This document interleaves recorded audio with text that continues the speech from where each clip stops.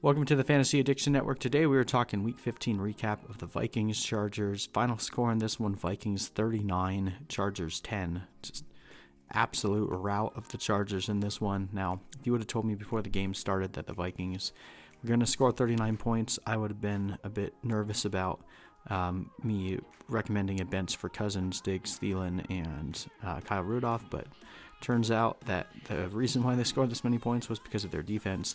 Vikings defense on the day: 3 interceptions, 3 sacks, 5 forced fumbles, 4 of them recovered, and 1 of them was scooped up for a touchdown. So just absolute destruction of the Chargers offense in this one.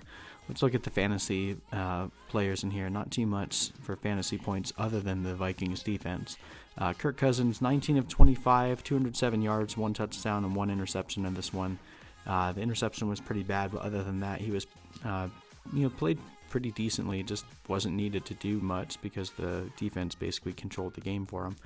Dalvin Cook, 9 carries on the ground, 27 yards, 3 catches for 16 yards, and then he went down due to a shoulder injury. We'll see how serious that one is. It's not looking too bad right now, but Alexander Madison out of this game. Mike Boone came in and got 13 carries for 56 yards and 2 scores. So don't think anyone started him, but if you did, he came through for you.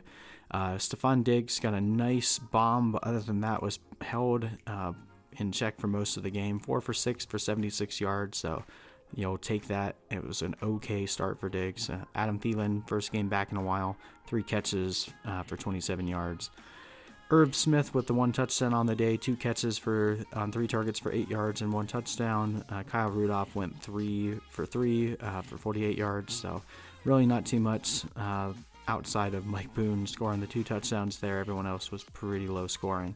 On the Chargers side of the ball, Phillip Rivers was horrible in this game. 28 for 39, 307 yards and a touchdown. So he had a couple decent drives, but 3 interceptions and 1 fumble. So a total of 4 turnovers for Rivers.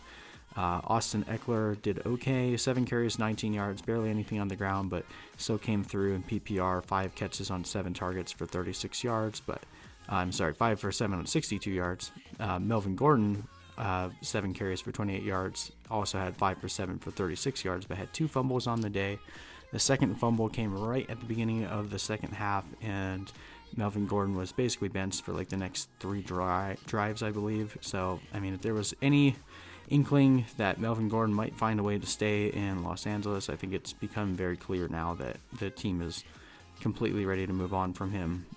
Just not a good showing if you're trying to get yourself a new contract for the team. But Keenan Allen had a good day, 9 for 10, 99 yards. Mike Williams with the 1 touchdown, 4 for 9, 71 yards. Hunter Henry with a horrible day, 2 for 2, 29 yards, and fumble on the day. So just ugly game all around for the Chargers. The story of this one is really just seeing how the Vikings are playing. They'll go and play Green Bay in Minnesota this week in a game that will likely determine who will win the NFC North.